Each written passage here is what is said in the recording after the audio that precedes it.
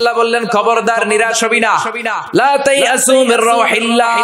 যত অন্যায় হোক, যত পাপ হোক, যত গুনাহ হোক, জায়নামাজটা বিছিয়ে দেন, ওযু করে সিজদায় পড়ে চোখের পানি ছেড়ে দেন, ক্ষমা চান। ক্ষমার মতো ক্ষমা চাইলে জীবনের সব গুনাহ মাফ করে দিতে পারে কে? বিশ্বনবী বলেন আল্লাহর দয়ার কোনো সীমা নাই। প্রতিদিন আমি বিশ্বনবী আল্লাহি লা আস্তাগফিরুল্লাহ ওয়া আতুবু ইলাইহি ফিল ইয়াউমি আকসার মিন 70 মাররা। প্রতিদিন আল্লাহর দরবারে আমি বিশ্বনবী 70 বারের বেশি তওবা করি, ইস্তেগফার পড়ি। কয়বার? আকসার মিন 70 মাররা, more than 70 times in a day। একদিনে 70 বারের বেশি। এই নবীর কোনো গুনাহ নাই? গুনাহ আছে? কথা বলেন। বিশ্বনবীর কোনো গুনাহ আছে? ওনার কোনো পাপ নাই, পঙ্কিলতা নাই, নিষ্পাপ একজন মহামানব, একজন অসাধারণ ব্যক্তিত্ব। তিনিও প্রতিদিন 70 বারের বেশি তওবা করতেন। তাহলে আমরা যারা গুনার সাগরে হাবুডুবু খাই, আমাদের করা দরকার কয়বার? হ্যাঁ, আহা। রব্বুল আলামিন বললেন, গোলাম, যত বড় গুনার সাগরে তুমি হাবুডুবু খাও না কেন, তোমার জন্য আমার রহমতের দরজা খোলা আছে না নাই? আল্লাহ বললেন, গাফিরিয যামবি ওয়া কাবিলিত তাওবা। আমার কাজ হলো গুনাহ মাফ করা, তওবা কবুল করা। শয়তানের কাজ হলো খালি ওয়াসওয়াসা দেওয়া, বান্দার কাজ হলো ওয়াসওয়াসা খেয়ে গুনাহ করা। আল্লাহ বলে, আমি আল্লাহর কাজ হলো খালি ক্ষমা করা। আল্লাহ বলেন, তোরা যদি পাপ না করতি আর আমার কাছে মাফ না চাইতি, তাহলে তোদেরকে ধ্বংস করে দিয়ে এমন এক জাতি আমি পৃথিবীর বুকে বানাতাম, পাঠাতাম, যারা সকালে পাপ করে দুপুরে মাফ চাইতো, দুপুরে পাপ করে রাতে মাফ চাইতো, আর আমি আল্লাহ ক্ষমা করে দিতাম। সুবহানাল্লাহ পড়ে। আল্লাহর কাছে সবচেয়ে প্রিয় জিনিস হচ্ছে ক্ষমা করা। কি করা? বান্দা যখন আল্লাহর কাছে ক্ষমা চায়, আল্লাহর কাছে ফিরে আসে, যে আমরা বলি তাওবা। তাওবা মানে টু রিটার্ন ব্যাক, ফিরে আসা, মনিবের কাছে ফিরে আসা, ভুলকে বুঝতে পারা, ক্ষমা চাওয়া, চোখের পানি ছাড়া। বিশ্বনবী বলেন, 2 ফোঁটা চোখের পানি আল্লাহর কাছে সবচেয়ে প্রিয়। এক হচ্ছে জিহাদের ময়দানে রক্তের ফোঁটা, 2 ফোঁটা পানি আল্লাহর কাছে সবচেয়ে প্রিয়। এক হচ্ছে জিহাদের ময়দানে রক্তের ফোঁটা, 2 হচ্ছে অনুতপ্ত বান্দার ক্রন্দনরত অবস্থায় চোখের পানির ফোঁটা। এই অনুতপ্ত বান্দার চোখের পানি আল্লাহর কাছে এত প্রিয়। অনুতপ্ত বান্দা যখন হাত তুলে মাথাটা নিচের দিকে করে চোখের পানি ছাড়ে, ওই চোখের পানি চোখ বেয়ে নাকের ডগা পেয়ে জমিনে পড়ার আগে ওই গুনাহগার বান্দারে মাফ করে দেয় কে? সাইয়েদনা আদম ভুল করলেন, আমরাও ভুল করি। সাইয়েদনা আদমকে আল্লাহ ক্ষমা করলেন, আমাদের গুনাহগুলো ক্ষমা করবে কে? সাইয়েদনা আদম দুনিয়ার বুকে এসে শত শত বছর আল্লাহর কাছে ক্ষমা চাইলেন। আল্লাহ বললেন, আদম, তোমাকে কয়েকটা কালিমাত, বাক্য আমি শিখিয়ে দেই, এই বাক্যগুলো দিয়ে অনুতপ্ত হয়ে ক্ষমা চাও, ক্ষমা করে দিব। সাইয়েদনা আদম পড়তে আরম্ভ করলেন, রব্বানা যালামনা আনফুসানা ওয়া ইল্লাম তাগফির লানা ওয়া তারহামনা লানাকুনান্না মিনাল খাসিরিন। আল্লাহ, পাপ করেছি, অন্যায় করেছি, ভুল করেছি, তুমি যদি মাফ না করো, মাফ করার কেউ নাই। ঠিক কি না? লানাকুনান্না মিনাল খাসিরিন। আল্লাহ, আমরা ক্ষতিগ্রস্তদের মধ্যে অন্তর্ভুক্ত হয়ে যাব। এজন্য সাইয়েদনা আদম আলাইহিস সালাম যা করলেন, ওই পদ্ধতিতে আমাদেরও তওবার দরকার আছে না নাই? তওবা কবুল হওয়ার জন্য কয়েকটা শর্ত আছে, শুনবেন। 1 নাম্বার শর্ত হচ্ছে অ্যাকনলেজমেন্ট, স্বীকারোক্তি, আল ইকরার। You have to acknowledge what you have done from sin. কি পাপ করছেন এগুলো গুনে গুনে আল্লাহরে বলবেন, আল্লাহ আমি পাপী, এই আকাশের নিচে, এই জমিনের উপর আমার চেয়ে বড় পাপী কেউ নাই, আমি সবচেয়ে বড় পাপী, আমি নরপিশাচ, আমি নাদান, আমি মূর্খ, আমি নালায়েক। চিল্লায় এখন ঠিক কিনা? এইভাবে নিজেরা ছোট করেন আর স্বীকার জানান, আল্লাহ আমি পাপী, আমার চাইতে বড় পাপী কেউ নাই। আমরা সবাই পাপী, আমাদের 14 গোষ্ঠী পাপী। জোরে কোন ঠিক কিনা? সবাই পাপী, সব আমরা পাপ করেছি। আল্লাহ, আমার চেয়ে বড় পাপী কেউ নাই। এভাবে স্বীকার করেন, আল্লাহ আমি এই পাপ করেছি, আমি নামাজ ছেড়েছি, আমি মিথ্যা সাক্ষী দিয়েছি, প্রতিবেশীর উপর জুলুম করেছি, অন্যায় করেছি, খারাপ আচরণ করেছি। একটার পর একটা স্বীকার জান। এগুলো স্বীকার গেলে খুশি হয় কে? 2 নাম্বার শর্ত নাদামা, অনুতপ্ত হওয়া, repentant. You have to be repentant what you have done from sins। আপনি অনুতপ্ত হন, আপনি চোখের পানি ছাড়েন, আপনি নত হন আর আল্লাহরে বলেন, আল্লাহ আমি অনুতপ্ত, আর জীবনে করব না। 3 নাম্বার শর্ত হচ্ছে stop. what you have done from sins, যে পাপগুলো করেছেন এটা এখনই বন্ধ করেন। অনেকে কয় না এগুলা কইরা যাই, পরে কদরের রাতে মাপসাম আছে না নাই? ও যে কদর পাবে কোনো গ্যারান্টি আছে? কথা বলেন। আরে কদর তো অনেক দূরে, আরো একদিন যে বাঁচবো কোনো গ্যারান্টি? কথা কন। শ্বাস যেটা ভিতরে ঢুকালাম, ব্রেথ ইন, এই ব্রেথ আউট, শ্বাসটা বের করতে পারবো, কোনো গ্যারান্টি আছে? লা ইস্তাখিরুনা সাআতা ওয়া লা ইস্তাকদিমুন, এক সেকেন্ড আগেও আসে না, এক সেকেন্ড পরেও আসে না। সেটার নাম হচ্ছে মরণ। চিল্লায় বলেন ঠিক কিনা? তার মানে আপনাকে থেমে যেতে হবে। থামেন, অনেক হয়েছে। আন্না, stop, what you have done from sins, থামেন, থেমে যান, আর করবেন না। 4 নাম্বার হচ্ছে to hate what you have done, যা আপনি করেছেন এটা মন থেকে ঘৃণা করেন।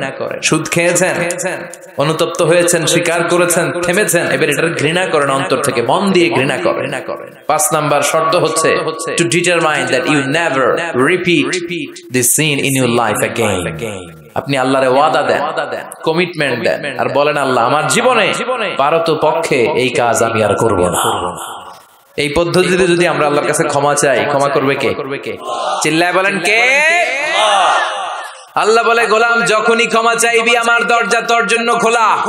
24/7, সপ্তাহের 7 দিন, মাসের 30 দিন, বছরের 365 দিন তওবার দরজা খোলা আছে না নাই? শুধু 2টা সময় তওবার রাস্তা বন্ধ করে দেয় কে? 1 নম্বরে বাদাল গারগারা, মালাকুল মাউত যখন চলে আসে, রুহু নেয়ার জন্য যখন টানাটানি করে, মালাকুল মাউতের চেহারা যখন মুমূর্ষু রোগীটা দেখে ফেলে, মৃত্যুর পথযাত্রী যখন মালাকুল মাউতকে চাক্ষুষ দেখে ফেলে, তখন তওবার রাস্তা ব্লক করে দেয় কে? তখন তওবা আল্লাহর কাছে করলে এটা কবুল হবে? আজীবন চান্স পাইছে, করে নাই। মালাকুল মাউতকে যখন দেখে ফেলবেন তখন আর তওবার রাস্তা খোলা থাকবে না, ওটা ব্লক, ওটা বন্ধ করে দেয় কে?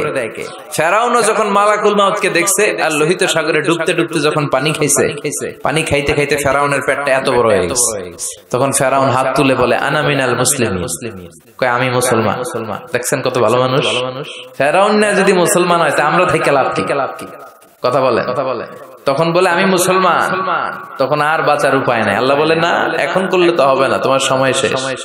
কারণ তাকে যখন সাইয়েদনা মুসা আলাইহিস সালাম যাকাতের কথা বলল, সে বলল আমি যাকাত দিব না। সাইয়েদনা মুসা আলাইহিস সালাম বললেন আযাবের অপেক্ষা কর। আল্লাহ আযাব পাঠালেন, ফাখাসাফনা বিহি ওয়া বিদারিহিল আরদ, কারুনকে সহ, কারুনের সব সম্পদ সহ আল্লাহ জমিনে দাবিয়ে দিতে লাগলেন।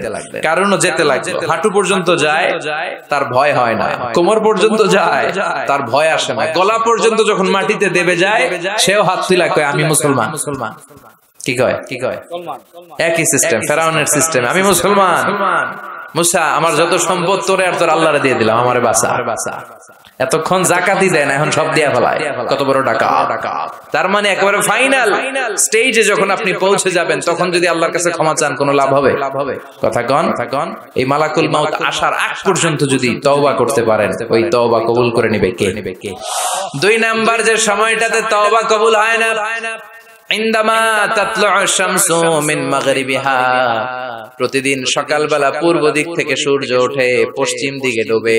কিয়ামতের আগ দিয়ে সূর্য পূর্ব দিক থেকে না উঠে পশ্চিম দিক থেকে ওঠা শুরু করে দিবে। যেদিন সূর্য পশ্চিম দিক থেকে উঠবে, ওই দিন থেকে তওবার রাস্তা বন্ধ করে দিবে কে? এর আগ পর্যন্ত আল্লাহর কাছে যদি তওবা করি, ওই তওবা কবুল করবে কে? আল্লাহর উপর ভরসা আছে? হ্যাঁ, মৌলভী বাজারের ভাইয়েরা সব মৌলভী মানুষ। হ্যাঁ, আল্লাহর উপর ভরসা হয়, আল্লাহরে মায়া লাগে, আল্লাহরে ভালো লাগে, আল্লাহরে যে ভালো লাগে এটাও কইতে পারে না, কষ্ট হয়, জিও কইছে একজন, আল্লাহরে ভালো লাগে, ঠিক না? সবাই বলেন জিও। আল্লাহরে ভালো লাগে, জিও। তাহলে আল্লাহর একটা ডাক দেন, বলেন আল্লাহ। প্রাণ থেকে ডাক দেন, পড়েন আল্লাহ। হৃদয় থেকে ডাকেন, বলেন আল্লাহ। আল্লাহর সাথে যতক্ষণ বান্দার সম্পর্ক থাকবে, ততক্ষণ আল্লাহর পক্ষ থেকে স্পেশাল মার্সি, ব্লেসিংস, রহমত আছে না নাই? চিল্লায় বলেন আছে না নাই? আল্লাহ ডেকে বললেন গোলাম যখনই ডাকবি তখনই আমি সাড়া দেই। আল্লাহু আকবার। এমন এক আল্লাহ মাঝরাতে উঠে চোখের পানি ছেড়ে যদি আল্লাহরে ডাকেন, আল্লাহ আছে না নাই? আপনিও ঘুমান, আপনার আল্লাহও যদি ঘুমায়, তাহলে আপনি যখন ঘুম থেকে জেগে আল্লাহরে ডাকবেন, আল্লাহ ডাকে সাড়া দিতে পারবে না, ঠিক কিনা? কিন্তু এই জন্য আল্লাহ ঘুমায় না। আমরা ঘুমিয়ে পড়ি, আল্লাহ ঘুমায় না। কারণ উনি যদি ঘুমিয়ে যায়, আমার যদি ঘুম ভেঙে যায়, আমার কিছু লাগলে দিবে কে? উনি ছাড়া দেওয়ার কেউ নাই। সাইয়েদনা মুসা আলাইহিস সালাম আল্লাহর একবার প্রশ্ন করছেন, আল্লাহ আয়াগলিবুকান নাওমু, আপনার কি ঘুমে ধরে? সুবহানাল্লাহ কইবেন না? এই পৃথিবীতে মুসা আলাইহিস সালাম আল্লাহকে প্রায় এরকম অবাক করা প্রশ্ন করেছেন। আল্লাহকে জিজ্ঞেস করলেন, আল্লাহ সারাদিন আমি ছাগল চড়াই। মুসা আলাইহিস সালাম কি চড়াতেন? আপনারা ছাগল চড়াননি? হ্যাঁ, ছাগল চড়ান না? ছাগল চড়ানো সুন্নাহ, পারলে চড়াবেন। সহিহ বুখারীর বর্ণনা, মা মিন নাবিয়্যিন ইল্লা রাআল গানাম, এই পৃথিবীতে এমন কোন নবী নাই যে নবী ছাগল চড়ায় নাই। সুবহানাল্লাহ পড়েন। সাহাবারা বললেন, ইয়া রাসূলুল্লাহ, আপনিও ছাগল চড়িয়েছেন?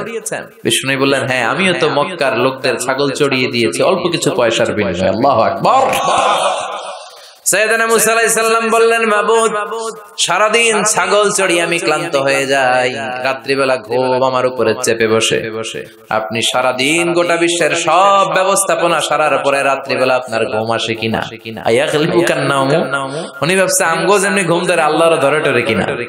আল্লাহ এই প্রশ্নের উত্তর না দিয়ে সাইয়েদনা মুসা আলাইহিস সালামকে বললেন, দুইটা গ্লাস নাও, পানি ভর্তি গ্লাস, আর এই গ্লাসের ভেতরে পানি নাও, নিয়ে তুর পাহাড়ের উপরে দাঁড়াও। মুসা আলাইহিস সালাম গ্লাসের ভেতরে পানি নিয়ে তুর পাহাড়ের ঠায় দাঁড়িয়ে রইলেন। আর আল্লাহকে জিজ্ঞেস করলেন, আল্লাহ আয়াগলিবুকান নাওমু, জিজ্ঞেস করলাম আপনার ঘুমে ধরছে কিনা, আপনি পানি নিতে বললেন কেন? আল্লাহ বললেন, নো টক, কোনো কথা বলা যাবে না, যা বলেছি তা করো। তো সাইয়েদনা মুসা আলাইহিস সালামকে বললেন দাঁড়িয়ে থাকো, আর ঘুমরে বললেন তুই মুসারে ধর। ঘুমরে কি বললেন? মুসা আলাইহিস সালামকে ধরো। ঘুম যে সাইয়েদনা মুসা আলাইহিস সালামকে ধরলেন, উনি আর দাঁড়ায় থাকতে পারেন। আল্লাহ বললেন, এই গ্লাসের পানি কিন্তু ফালানো যাবে না, দাঁড়িয়ে থাক। সাইয়েদনা মুসা আলাইহিস সালাম একবার ডান পাশে যায়, একবার বাম পাশে, এদিক ওদিক করে, নাড়াচাড়া করে, মাগার দাঁড়িয়ে থাকতে পারে না, কারণ ঘুম অর্ডার মানে কার?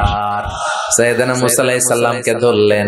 মুসা আলাইহিস সালাম আর দাঁড়িয়ে থাকতে পারে না, ঘুমের ধাক্কায় পড়ে যায়।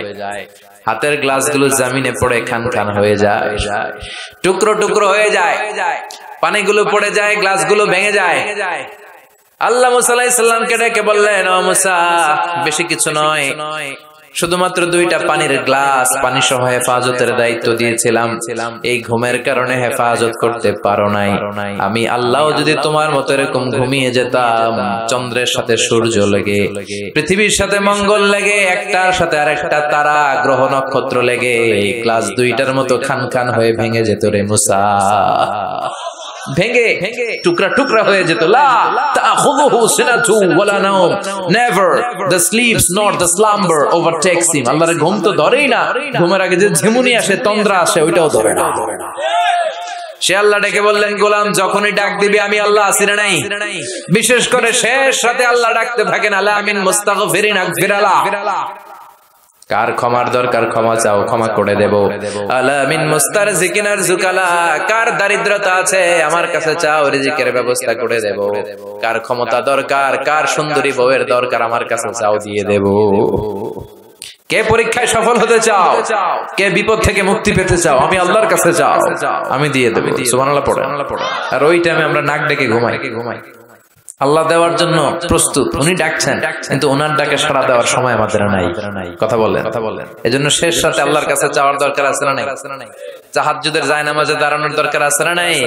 তাহাজ্জুদের জায়নামাজে মরণ দিও প্রভু আমায়, একামতে দিনের কাজে কবুল করে নিও আমায়।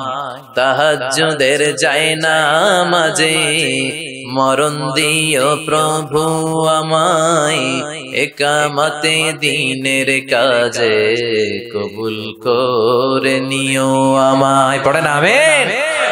তাহাজ্জুদ যারা পড়বে এদের সম্মানকে বাড়িয়ে দিবে কে? আল্লাহ ডেকে বললেন, গোলাম, এমন একটা মুহূর্ত নাই যেই মুহূর্তে আমি তোর রক্ষণাবেক্ষণ করি না। আমি হলাম the nourisher, the cherisher, the sustainer of this multi-dimensional universe 24/7। যখনই যাবি, যখনই আল্লাহ বলে আমরা ডাকবো, এটাকে সাড়া দেওয়ার তিনি আছেন না নাই? এজন্য যখনই অন্যায় হবে সাথে সাথে তওবা করব। অনেকে বলে, না আজকে অন্যায় করেছি, আজকে না, কালকে মাফ চাবো, এই বছর করছি, আগামী বছর বছর মাফ চাবো, এই বছর পাপ টাপ করে নেই, আগামী বছর উমরায় যাবো, কাবা ঘর ধরে মাফ চাবো, এরকম আছে না নাই? আপনি যে কাবা ঘর পর্যন্ত পৌঁছতে পারবেন গ্যারান্টি আছে? না, দেরি করা ঠিক না। কয়েকটা কাজে দেরি করতে বিশ্বনবী নিষেধ করেছেন। এক নাম্বার as-salatu fi waqtiha, নামাজের সময় হলে নামাজ পড়ে নেয়া। দেরি করা যাবে? সালাত প্রতিষ্ঠায় দেরি করা যায়?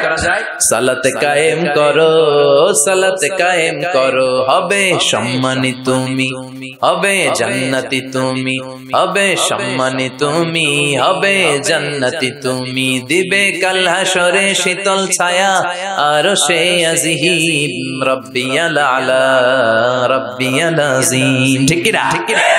সালাতের সময় হবে তো সালাত করবেন। মাইয়েত কেউ মারা গিয়েছে, সাথে সাথে দাফন কাফনের ব্যবস্থা করবেন। ছেলে মেয়েরা প্রাপ্ত বয়স্ক হয়েছে, বিয়ের ব্যবস্থা করবেন। ঋণী আপনি, হাতে অর্থ এসেছে, সাথে সাথে ঋণ দিবেন। এগুলোতে দেরি করা যাবে? 5 নাম্বার হচ্ছে আত-তাওবা ফাওরান, পাপ হয়েছে কোনো দেরি নয়, কালকে নয়, সকালে করেছি রাতে নয়, যখনই পাপ করেছি সাথে সাথে তওবা করব। কার কাছে? চোখের পানি ছেড়ে দেন আল্লাহর কাছে, কায়মন বাক্যে চোখের পানি ছেড়ে তওবা করেন। অনেকে মনে করে হুজুর ডেকে তওবা করানো লাগে। কথা কন, মৌলভী বাজারে এগুলা নাই, আছে? মনে করে যে পীর সাহেব হুজুরের হাতে হাত রেখে তওবা পড়তে হবে, ইমাম সাহেবকে লাগবে, বড় হুজুরের লাগবে, হুজুর আসতে না পারলে মনে হয় তওবা হবে না। এরকম চিন্তা ভাবনা করার কোনো সুযোগ আছে না। আপনার রবের কাছে আপনি ক্ষমা চাইবেন, কাউরে লাগবে না। চোখের পানি ছাড়েন, আল্লাহরে ওয়াদা দেন আল্লাহ আর করবে না। আল্লাহর কাছে ক্ষমা চান, আপনারে ক্ষমা করবে কে? উনি হচ্ছেন ক্ষমাশীল। প্রতিনিয়ত ক্ষমা চান, যতবার অন্যায় হবে ক্ষমা চান। বিশ্বনবী প্রতিদিন ক্ষমা চাইতেন কয়বার? চিল্লায় বলেন।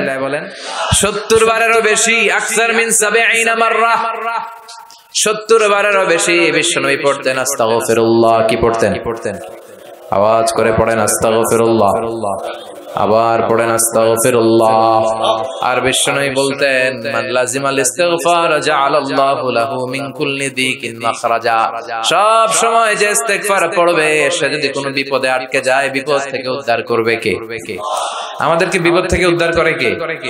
না আমাদের বড় পীর সাহেব, না আপনাদের এখানে শাহজালাল ইয়ামানির মাজার আছে তো উনি উদ্ধার করে এলাকার লোকদেরকে। হ্যাঁ, উদ্ধার করে কে? বাঁচাতে পারে কে? তরাতে পারে কে? সুস্থ রাখতে পারে কে? সফলতা দান করতে পারে কে? জান্নাত দিতে পারে কে? আল্লাহ ছাড়া কেউ কিছু করতে পারে না, এমনকি বিশ্বনবীও কিছু করতে পারে না। ঠিক কিনা?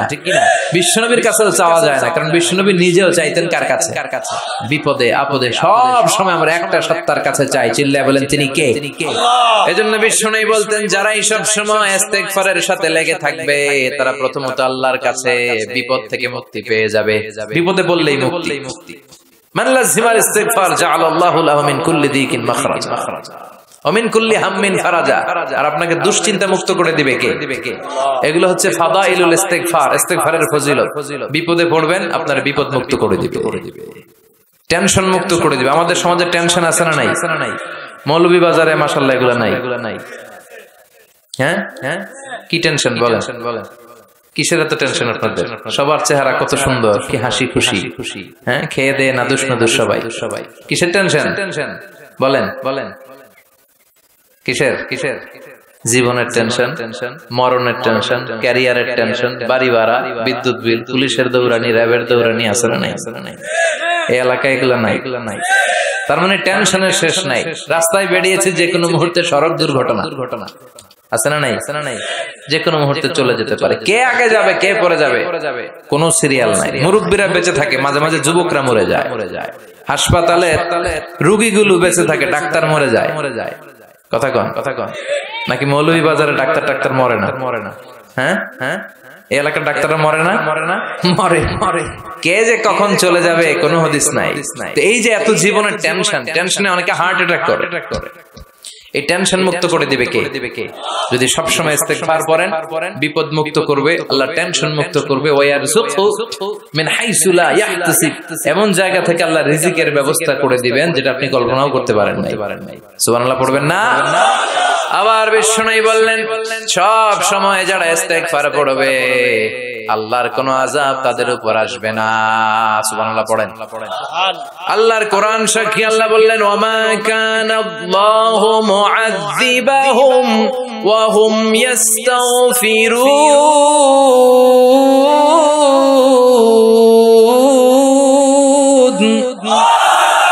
যতক্ষণ আমার বান্দাগুলো, আমার গোলামগুলো আমার কাছে ক্ষমা চাইতে থাকবে, আমার বান্দার উপরে আমার কোনো আযাব পতিত হবে না। সুবহানাল্লাহ পড়েন।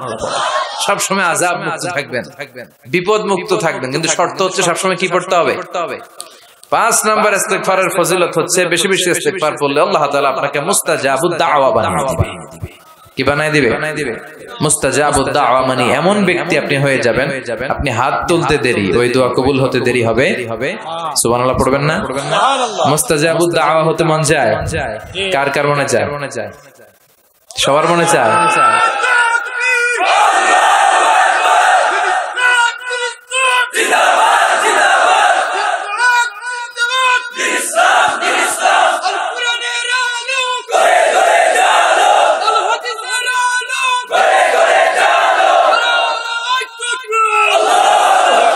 আমাদের সবাইকে তুমি মুস্তাজাবুদ দাওয়া হিসেবে কবুল করো। আপনারা ইমাম আহমদ ইবনে হাম্বলের নাম শুনেছেন? অনেক বড় মুহাদ্দিস ছিলেন, হাম্বলি মাযহাবের অনেক বড় ইমাম। উনি একক হাদিসের গ্রন্থ হিসেবে পৃথিবীর সবচাইতে বড় হাদিসের কম্পাইলেশনটা নিজে করেছেন, মুসনাদ আহমদ ইবনে হাম্বল।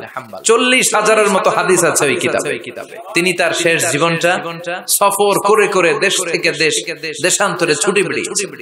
তিনি হাদিস সংগ্রহের কাজে এক সফরে বেরিয়েছেন, লম্বা সফরে, ওনার জীবনী থেকে নেয়া। ওই লম্বা সফরে প্রচন্ড শীতের রাতে উনি এক মসজিদে আটকেছেন। এত কুয়াশা, এত ঠান্ডা, এত স্নো পড়ছে। উনি ভাবলেন এক কাজ করি, এই মসজিদটাতে রাতে আমি ঘুমিয়ে পড়ি, ফজর বাদ আমি সফরে বেরোবো, আবার নতুন করে নতুন উদ্যমে হাদিস সংগ্রহের কাজে আমি বেরিয়ে পড়ব। কিন্তু মসজিদে শুয়ে উনি পড়লেন বিপাকে। মসজিদের দারোয়ান ওনারে মসজিদে থাকতে দেয় না। উনি বললেন, বাবা আমি ফজরের সালাতে এই মসজিদে পড়ব নিয়ত করেছি, আমি ফজরের মুসল্লি, রাতটা তুমি কাটাতে দাও, আমি সকাল হতে না হতেই চলে যাও। কিন্তু দারোয়ান তো থাকতে দেয় না, নাছোড়বান্দা। সে বলল, বেরোন, মসজিদে থাকা যাবে না, বের হয়ে যান।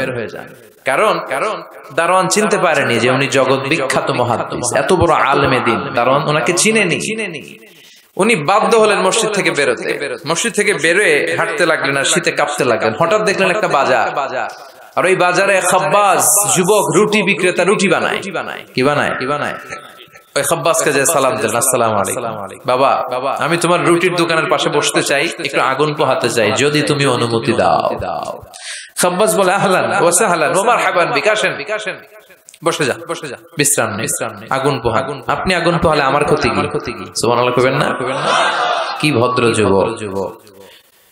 সাইয়েদনা ইমাম আহমদ ইবনে হাম্বল আল্লাহর শুকরিয়া করলেন, বসলেন, আগুন পোহাতে লাগলেন আর হাদিসের বই পড়তে লাগলেন। আর দেখলেন এ খাব্বাস রুটি দোকানদারের মালিক, যুবক রুটি বিক্রেতা, রুটি বানায় আর কিছুক্ষণ পর পর পড়ে আস্তাগফিরুল্লাহ। কিছুক্ষণ পর পর সে শুধু পড়ে আস্তাগফিরুল্লাহ। রুটি বানায় পড়ে আস্তাগফিরুল্লাহ, খামির বানায় পড়ে আস্তাগফিরুল্লাহ, চুলার মধ্যে রুটি ঢুকিয়ে দেয় আর পড়ে আস্তাগফিরুল্লাহ, শুধু আস্তাগফিরুল্লাহ। কেউ রুটি কিনতে আসলে তাকে রুটি দেয় আর পড়ে, টাকা নিয়ে ক্যাশ বক্সে রাখে আর কি পড়ে, শুধু এটাই। ইমাম আহমদ ইবনে হাম্বল কৌতূহলবশত জিজ্ঞেস করলেন, ইয়া শাব মালাক দাইমান তাকরাউনা আস্তাগফিরুল্লাহ, হে যুবক ঘটনা কি? আসার পর থেকে খালি দেখতেছি আস্তাগফিরুল্লাহ, আস্তাগফিরুল্লাহ, আস্তাগফিরুল্লাহ। কেন? যুবক বলে, ইস্তিগফার বেশি বেশি পড়ার কারণে আমি জীবনে অনেক কিছু পেয়েছি। কি পেয়েছো? জাআলানিল্লাহু তাআলা মুস্তাজাবাদ দাওয়া। এই দোয়ার বরকতে আমার আল্লাহ আমারে মুস্তাজাবুদ দাওয়া বানিয়ে দিয়েছে। আমি যা চাই তাই ভাই, যা দোয়া করি তাই কবুল। সুবহানাল্লাহ কইবেন না? ইমাম আহমদ ইবনে হাম্বল তো অবাক, বলে কি এই ছেলে, আমি এত বড় মুহাদ্দিস, আমিও তো মুস্তাজাবুদ দাওয়া নই, আমিও তো না, কি করে সে মুস্তাজাবুদ দাওয়া হলো? আরো কৌতূহল নিয়ে জিজ্ঞেস করলেন, আনতা মুস্তাজাবুদ দাওয়া, তুমি মুস্তাজাবুদ দাওয়া, ওয়া কাইফা যালিক, কিভাবে এটা সম্ভব, কেমন করে হলে? সব দোয়া তোমার কবুল হয়েছে? সে বলল, হ্যাঁ, আমি জীবনে যা চেয়েছি আমার সব দোয়া আল্লাহ কবুল করে নিয়েছে, তবে একটা দোয়া ছাড়া। কয়টা? কথা বলেন। এবার ওনার কৌতূহল আরো বেড়ে গেল। সব দোয়া কবুল হয়েছে, আবার একটা কবুল হয় না, এটা কেমন কথা?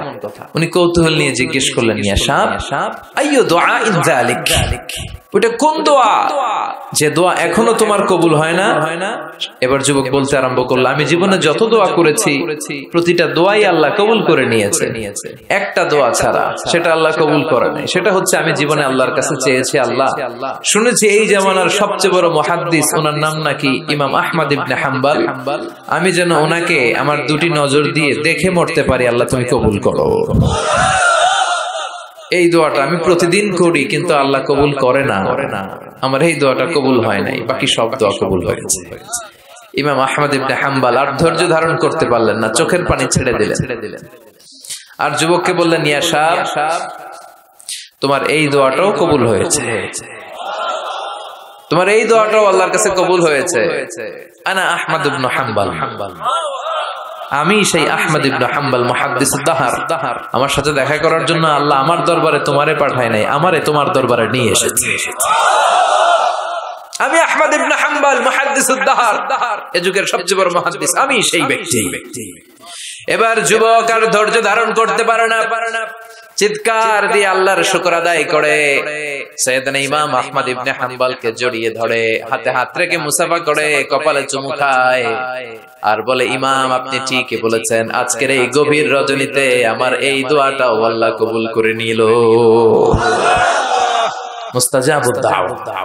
সব সময় যদি এভাবে ইস্তেগফারের সাথে লেগে থাকা যায়, ইস্তেগফারের আমলটা যদি করা যায়, এখানকার যারা আছেন এদের মধ্যে অনেকে মুস্তাজাবুদ দাওয়া হয়ে যাবে। মুস্তাজাবুদ দাওয়ার কিছু শর্ত আছে, হালাল ঢুকাইতে হবে ভিতরে। কি ঢুকাইতে হবে?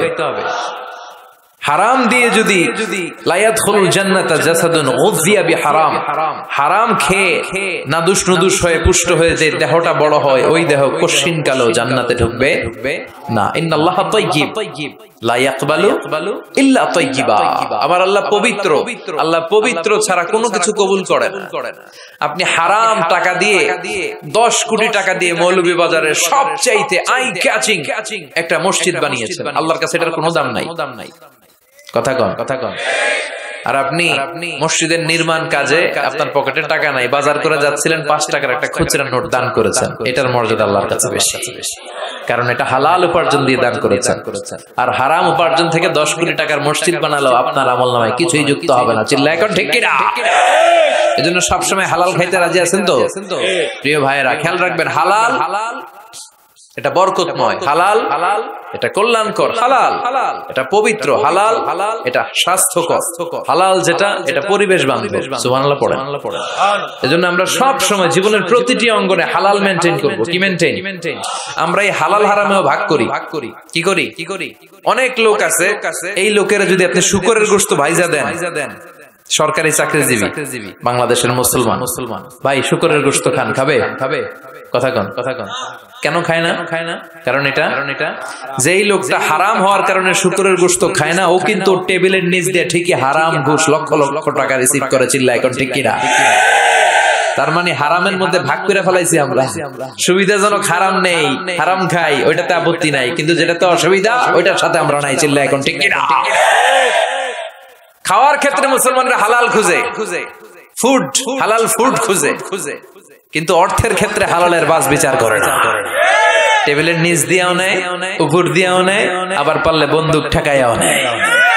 আছে না নাই? মৌলভীবাজারে মাশাআল্লাহ এগুলো নাই। কি আছে? আল্লাহ হেফাজত করো।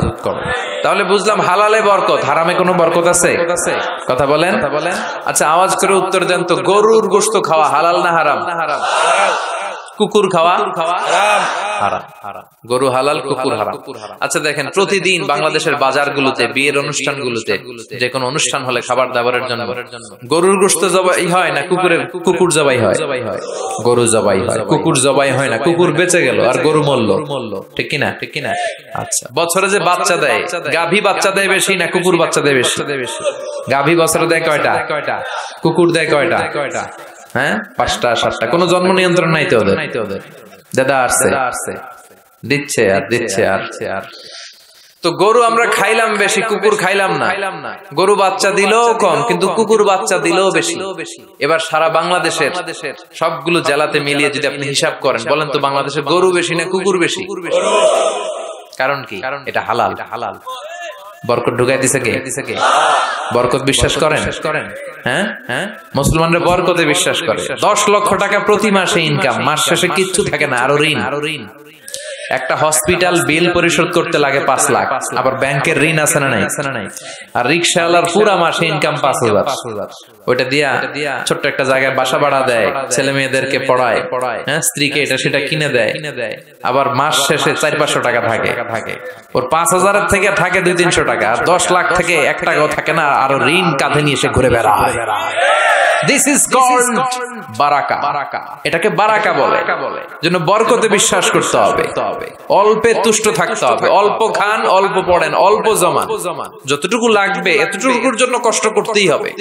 কিন্তু সম্পদের পাহাড়, ব্যাংক ব্যালেন্স, গাড়ি বাড়ি, সোনা দানা, এফডিআর, প্রাইজ বন্ড, সঞ্চয়পত্র, একটার পর একটা টাকার পিছে যে আমরা ছুটছি, এটা ইসলাম আমাদের শিখায় না। আমরা বরকতে বিশ্বাসী, আমরা হালাল খাবো, রাজি আছেন? আর সব সময় পড়বো কি আস্তাগফিরুল্লাহ। ইস্তেগফারের ফজিলত শুনে মনটা ভরছে, আল্লাহর প্রতি আস্থা জেগেছে, এবার প্রাণ ভরে পড়েন আস্তাগফিরুল্লাহ, হৃদয় দিয়ে পড়েন আস্তাগফিরুল্লাহ, মন থেকে আল্লাহর ডাকেন, পড়েন আস্তাগফিরুল্লাহ।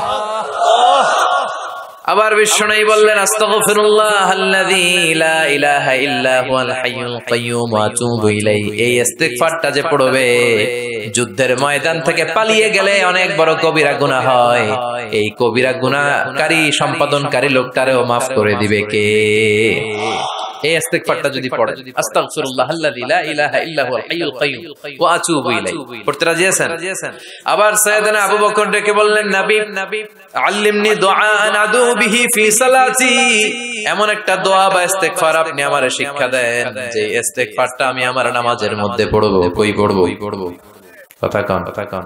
বিশ্বনবী শিখায় দিলেন, আবু বকর তুমি পড়ো, আল্লাহুম্মা ইন্নী যালামতু নাফসি যুলমান কাসীরা ওয়া লা ইয়াগফিরুয যুনুবা ইল্লা ফাগফিরলি মাগফিরাতাম মিন ইনদিক ইন্নাকা আনতাল গফুরুর রহিম। এটা আমরা দোয়ায়ে মাসুরা বলি, আমরা কি বলি? এটাও একটা ইস্তিগফার। এটাও যেখানে ক্ষমা চাওয়ার প্রসঙ্গ থাকবে ওইটাই কি কথা বলেন। ইন্নী যালামতু নাফসি, আল্লাহ আমি জুলুম করেছি, যুলমান কাসীরা, অনেক জুলুম, ওয়ালা ইয়াগফিরুয যুনুবা ইল্লা, এই জুলুম, এই পাপ আপনি ছাড়া তো ক্ষমা করবার কেউ নাই। ফাগফিরলি মাগফিরাতাম মিন ইনদিক, আপনার গুণে আপনার দয়া আপনি আমার ক্ষমা করে দেন। ইন্নাকা আনতাল গফুরুর রহিম, আল্লাহ আপনি ক্ষমাশীল, আপনি মেহেরবান। পড়েন আমিন। এগুলো সবই ইস্তিগফার, সবগুলো সহিহ হাদিস দ্বারা সাব্যস্ত। তবে এই সব ইস্তিগফারের মধ্যে শ্রেষ্ঠ ইস্তিগফারের নাম সাইয়্যিদুল ইস্তিগফার। কি নাম? মানে লিডার অফ দ্য অল ইস্তিগফারস। মুখস্থ আছে অনেকের? কার আছে দেখি? আছে মাশাআল্লাহ, অনেকের আছে। যাদের নাই তারা মুখস্থ করবেন, গুগলে ঢুকবেন, স্মার্টফোনের ভিতরে ঢুকবেন। স্মার্টফোন এখন ছেলেপেলারা শুধু ওই বিপিএল এর খেলা আছে না নাই, এই খেলা দেখা, ওই নাচানাচি, ওই ফেসবুকিং, এগুলো নিয়ে ব্যস্ত। এই ফেসবুকটা এসে সব শেষ করে দিল। লেখাপড়া এখন কিচ্ছু নাই, এখন পরীক্ষার হলেও ফেসবুকিং করে।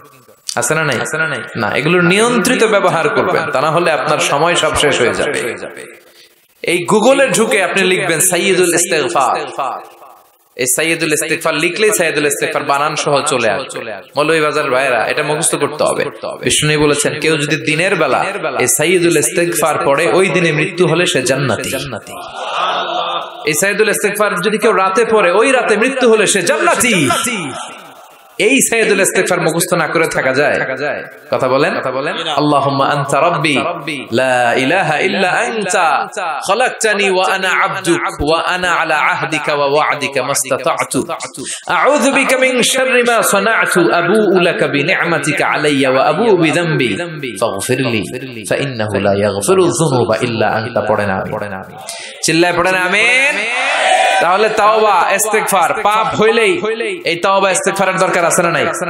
প্রতিদিন কয়বার? কমসে কম 100 বার। ইস্তিগফার কয়বার পড়বো? রাস্তা দিয়ে হেঁটে যাচ্ছেন, বাজারের ব্যাগ হাতে, কিচ্ছু করার নাই, কি পড়বেন? আস্তাগফিরুল্লাহ। চিল্লায় পড়েন, কি পড়বেন? বিষ্ণু বলতেন, জিহ্বাটারে ভিজিয়ে রাখো আল্লাহর জিকির দিয়ে। লা ইয়াজালু লিসানুকা রাতবান মিন যিকরিল্লাহ, একটা মুহূর্ত যেন আল্লাহর জিকির ছাড়া সময়টা না কাটে। ঠিক কি না? লা ইলাহা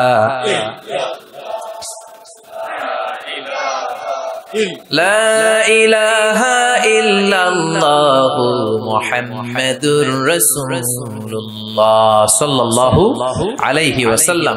এই যে জিকিরটা আওয়াজ করে আমি করালাম সবাই মিলে, বিশ্বনবী কিন্তু এইভাবে জিকির করাতাম। তো হুজুর আপনি করাইলেন কেন? তালিমান, শিখানোর জন্য। লা ইলাহা ইল্লাল্লাহটা অনেকের ভালো শুদ্ধভাবে নাও জানা থাকতে পারে, জন্য তালিমান মাঝে মাঝে আমরা করাই, কিন্তু নিয়ম হচ্ছে এই জিকিরগুলো আস্তে আস্তে করা। কিভাবে? আল্লাহ বলেন ওয়াজকুর রাব্বাকা ফি নাফসিকা তাদাররুআ ওয়া খাইফা ওয়া দুনাল জারি মিনাল কাওলি বিল গুদুবি ওয়াল আসাল ওয়া লা তাকুম মিনাল গাফিলিন। আল্লাহু আকবার। আল্লাহ বললেন আমার জিকির করো বিনয়ের সাথে, ধীর চিত্তে, আস্তে আস্তে, চিল্লা ভাল্লা করে নয়। কার কথা? লাফালাফি করে নয়। কার কথা? ভদ্রভাবে, মনে মনে, একা একা যখন থাকেন, নামাজের আগে পড়ে সব সময় জিহ্বাটারে আল্লাহর জিকির দিয়ে ভিজিয়ে রাখে। কিন্তু লাফালাফির জিকির এই দেশে আছে না নাই? আল্লাহর মেহেরবানি মৌলভীবাজার এগুলো কম বোধ হয়, তাই না? আলহামদুলিল্লাহ। কিন্তু বাংলাদেশে অনেক জায়গায় কিন্তু লাফায় খালি। আপনাদের কাছে দেখলে কেমন লাগে? আমি এখন জিকিরের কথা কইতেছি, কেউ যদি আইসা আমারে ধরে, হ্যাঁ, এদিক থেকে যদি আমার কাঁধে ওঠে, আমার মাইক যদি ধাক্কা মারে, আমি দেবো দৌড়। কথা কন। হ্যাঁ, তো এইটা কেমন জিকির রে ভাই? আমি জিকির করাচ্ছি, আপনি লাফাচ্ছেন কেন? বিষ্ণু ইসলাম এবং ওনার সাহাবারা যখন জিকির করতেন, তাসবিহ পড়তেন, কোন জিকির করার সময় এরকম বিষ্ণুনবী জিকির করতেছেন, সাহাবারা লাফাইতে লাফাইতে খেজুর গাছের উপরে পাওয়া যায়, হাদিসে পাওয়া যায়।